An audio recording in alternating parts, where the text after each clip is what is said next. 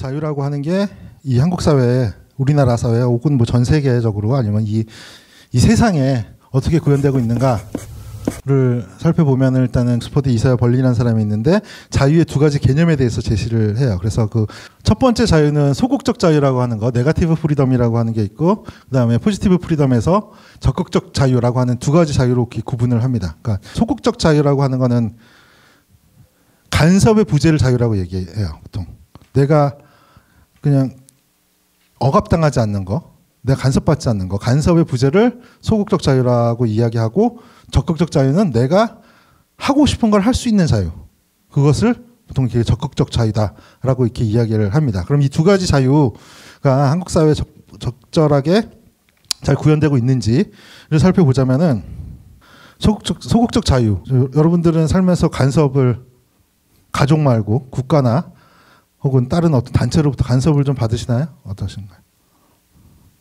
통제나 간섭을 받으세요? 별로 없으신 것 같죠? 현대사회의 기술이에요. 현대사회 보통 뭐 푸코가 얘기하는데 현대사회의 통치 기술이에요. 이 피통치자들이 간섭받고 있다, 아니면 권력에 내가 짓누르고 있다라고 느끼지 못하게 권력이 작동해야 돼요. 현대사회에서는. 그렇게 느끼면 안 돼요. 그 푸코의 감시의 처벌에 처음 나오는 내용이기도 한데, 어떤 애가 프랑스 왕을 죽이려고 했어요. 프랑스 왕을 죽이려고 하다가 잡혔어. 그럼 걔를 어떻게 해야 될까요? 네? 죽여야 되죠. 자, 죽여야 돼요. 어떻게 죽여야 돼요? 제일 붐비는 시간에 2시, 낮 1시, 낮 정오라든가 1시, 2시에 광장을 빌려요. 거기서 사람들이 가장 많이 모이는 시간에, 가장 많이 모이는 곳에서 가장 잔인하게 능지처참으로 죽인단 말이에요. 그걸 보여줘야 돼. 피통치자들에게. 과거의 권력이 작동하는 방식은 이거였어요. 너도 개기면은 이 꼴 난다 라고 하는 거예요. 현대의 권력이 작동하는 방식은 뭐예요? 이 폭력이라는 게 근대로 넘어오면서 야만으로 취급받기 시작을 해요. 그래서 이게 권력이다 혹은 이게 통제다라고 느끼지 못하게 만든단 말이에요. 느끼지 못하게 만들면서 간섭을 해요. 여러분, 간섭을 하는데, 차 타고 오셨어요? 차 가지고 오셨어요? 걸어오셨어요? 대중교통으로? 국가는 선생님의 이동 경로를 알까요? 모를까요? 알아요. 다. 몇 시에 어디서 나왔고 어디서 버스를 타고 어디로 나왔는지 다 알아요. 그리고 내비게이션을 우리가 찍고 왔다라고 하면 내비게이션이 다 그게 또 다 업체로 다 넘어가잖아요. 그 정보를 다 알아요. 유튜브 보세요? 예? 선생님이 선택해서 보나요? 보통 알고리즘이 해주는 걸 이렇게 보잖아요, 여러분. 미국에서는 얘가 공화당을 찍을 것인지 민주당을 찍을 것인지 페이스북은 분석하면은 98% 이상의 정확도를 맞춰요. 근데 그 사람들 그 정치적 지향성을 다 알아요. 그래서 맞춤형 광고를 따다닥 보내. 다 다른 광고를 보내요. 맞춤형 광고를. 그 사람의 정치적 지형에 따라서. 그래서 우리가 페이스북이 맘먹으면 선거 결과를 바꿀 수 있을까라는 궁금증을 가지고 실험을 했어요. 실험 결과는 우리가 바꾸면 바꿀 수 있다라는 거예요. 이쪽 지지하는 사람들을 파악이 가능하죠. 페이스북은. 정치적 이 사람이 뭘 검색했는지 어떤 것들을 올리는지 다 아니까. 정치 혐오에 대한 광고를 계속 써줘요. 정치는 더러운 것이다. 그놈이 그놈이다. 정치는 더러운 것이고 정치는 다 부패되어 있고, 이런 혐오 광고를 계속 쏴줘요. 혐오 글을. 그러면 이 사람들 지지하는 충성도가 낮으니까 어떻게 돼요? 투표장에 안 가. 그러면 이 사람이 자연적으로 당선이 돼요. 그거를 실험을 해가지고 얘네는 대통령을 한번 만들어 적도 있어요.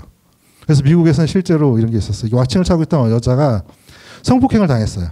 성폭행을 당해가지고 그래서 신고를 했어. 신고를 했는데 경찰에서 너 와칭 그 데이터 조사해 보니까 네가 성폭행에 당했다고 하는 그 시간에 심박수가 동일하게 나왔다.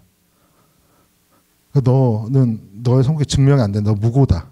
그러니까 우리의 간섭의 부자라고 하는 거, 간섭의 부자라고 하는 이 소극적 자유, 이사야 벌린이 말했던 이 소극적 자유라고 하는 것들이 현대 사회에 와서는 수많은 이 디지털화가 되면서 수많은 기기를 통해서 우리가 간섭의 부자라고 하는 게 통제되기 시작을 하면서 우리는 지금 간섭의 그 소극적 자유가 또 침해되고 있다라고 하는 거. 그러면은 적극적 자유는 어떤가를 한번 봅시다. 적극적 자유를 보면은 우리는 하고 싶은 걸 할 수 있는가? 하고 싶은 걸 할 수 있는가? 한국 사회, 특히 한국 사회는 하고 싶은 걸 할 수 있는가에 대해서 한번 간단하게 한번 우리 생각을 해봅시다. 정말 우리는 하고 싶은 걸 할 수 있는 자유가 있는지. 뭐 돈이 없어서 못하는 거 말고요, 여러분.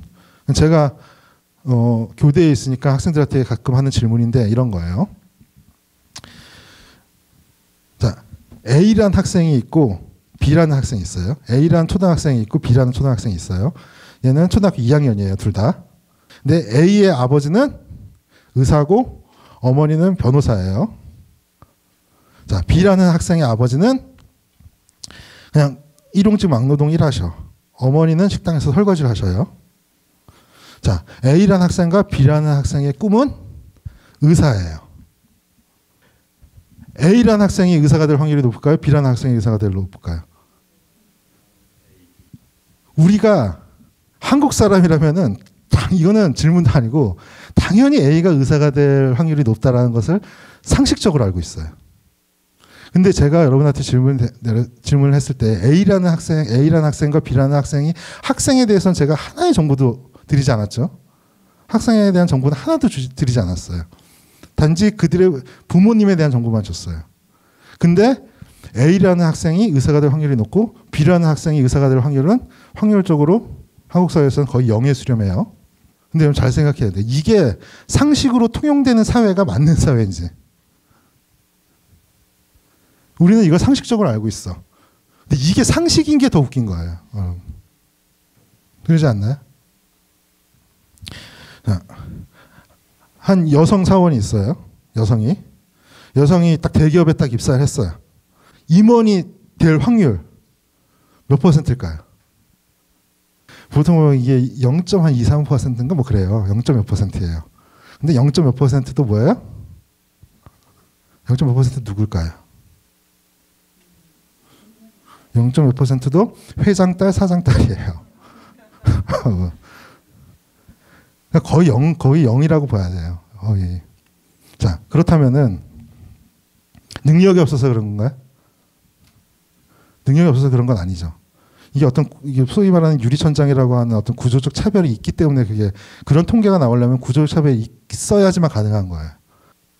그런 차별이 현대사회에서 존재한다라고 하는 거죠. 근데 이런 차별이 이런 적극적 자유의 침해가 발생을 하는데 이런 적극적 자유의 침해를 또 우리는 정당화시켜요, 여러분. 정당화시키는 방식이 뭐예요? 정당화시키는 방식이 제가 얘기했었던 이 능력주의라는 방식이에요. 능력주의. 능력이 있는 사람한테 돈 더 주고 능력 없는 사람한테 돈 더 덜 주고 능력 있는 애가 좋은 대학 가고 능력 없는 사람은 거기다 마땅한 처분을 받고 돈 덜 받거나 이런 걸로 다 정당화시킨단 말이에요. 하지만 이 능력주의가 정말 제대로 작동하는 것이냐라고 했을 때 이 뒤에 있는 사람이 마이클 샌들이라는 사람인데 뭐 정의란 무엇인가 쓰는 사람, 그 사람 유명하죠. 그런 사람들이 이렇게 이야기를 해요. 재능은 태어날 때부터 가지고 나는 것으로 그것을 자기 노력의 결과라고 할 수 없다. 재능을 가지게 된 것은 부모에게 혹은 하늘에게 감사할 일이지 자신의 공적으로 간주할 수는 없다. 샌들은 능력주의를 회피할 수 있는 방법 중에 하나를 추첨제라고 얘기해요. 얘는 하버드 교수거든요. 그래서 하버드 들어온 학생 추첨으로 이렇게 뽑으면 된다라고 하는 거. 이런 식으로 얘기를 하긴 하는데 받아들이기는 또 한국 사회에서 그걸 받아들이기는 힘들죠. 능력주의를 회피할 수 있는 방법은 현대 자본주의 사회에서 찾기는 힘들긴 하나 능력주의라고 하는 게 우리의 적극적 자유를 침해하고 그러한 구조적 모순을 정당화시키는 방식으로 활용되고 있다라고 하는 거. 그건 우리가 인식은 하고 있어야 될 것 같아요. 그래서 우리가 이런 것들에 대해서 계속 이런 비정규직 문제라든가 아니면은 우리가 발전소에서 죽은 이런 문제, 산재 사망, 청년 산재 사망 1위가 배달이죠, 여러분. 이런 문제 계속 눈과 함께 만들어요, 여러분. 왜 능력 없이 그런 일을 하냐, 뭐 이런 식으로 만들어 버린단 말이에요. 그러니까 우리가 이들의 적극적 자유를 억압하고 있는 것을, 구조적으로 억압하고 있는 것을 우리가 인식하지 못하고 여러분 우리를 눈 감게 만든다라고 하는 거. 이 사람이 토마 피케티라는 사람이에요. 토마 피케티라는 사람이 몇 년 전에 아주 유명한 책을 냈는데 21세기 자본이라는 책을 냈어요. 이 책의 핵심 내용은 그거예요. 핵심 내용은 자본 소득이 노동 소득보다 훨씬 크다는 거예요. 그러니까 돈 버는 속도가 훨씬 크고 빠르기 때문에 노동을 해서 일해서 버는 속도보다 일해서 돈을 버는 속도가 그걸 못 따라간다는 얘기예요. 내가 만약에 커피숍을 해. 커피숍을 하는데 하루에 100잔을 팔아요. 그럼 70잔 정도 파는 이익은 누가 가져가요? 건물주가 가져간단 말이에요. 여러분. 왜 이런 책을 썼을까요? 그렇죠. 분배에 대한 이야기를 하는 거예요. 그 균형을 맞추자는 거예요, 여러분. 한국 사회에 엄청 유행했어요.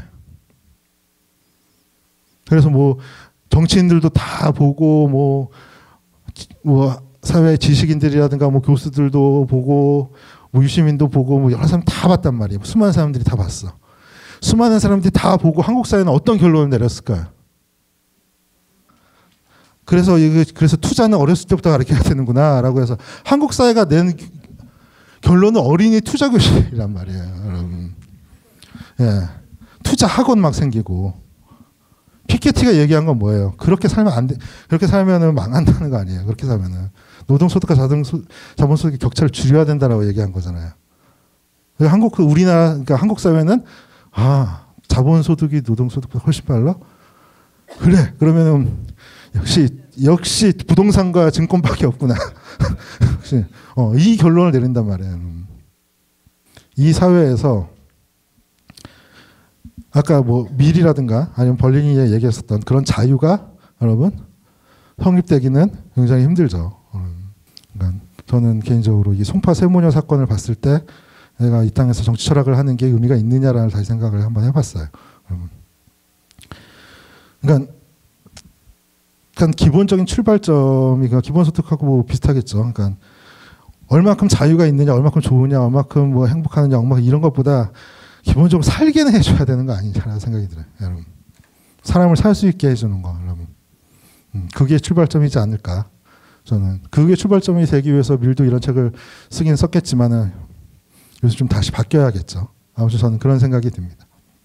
이 현대 통치체제의 특징은 간혹 가다가 B라는 학생, 아까 얘기했었던 B라는 학생 같은 애들이 간혹 가다가 의대를 가거나 성공하는 케이스가 나와요. 소위 말하는 개천에서 용나는 케이스가 간혹 나와.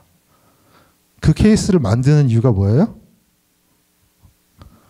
그래야지 열심히 사니까. 여러분 서울대 의대를 가장 많이 가는 학교가 어느 학교 같아요? 서울대? 아니에요. 어딜까? 대원외고 아니에요. 서울과학고 아닙니다. 네, 서울 의대를 가장 많이 가는 학교는 연대 의대예요. 얼마나 웃긴 사회예요, 여러분.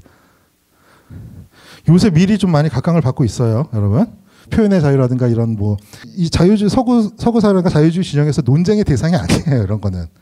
근데 우리가 이거를 다시 끄집어내고 미리라고 하는 것을 다시 회자되는 이유는 조금씩 위협받고 있는 모습이 나타난다라는 단적인 증명이겠죠, 여러분.